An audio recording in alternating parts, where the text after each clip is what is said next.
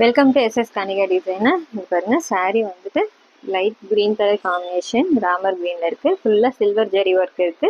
இது வந்து free pleat கேட்டிருந்தாங்க, அதே மாதிரி ரெடி பண்ணியிருக்கோம். இங்கே சேலத்துல இருந்து வந்து கொடுத்துருக்காங்க. இங்க பாருங்க, இதுக்கு சிம்பிளா வந்து ஆரி ஒர்க் கொடுத்துருக்கோம்.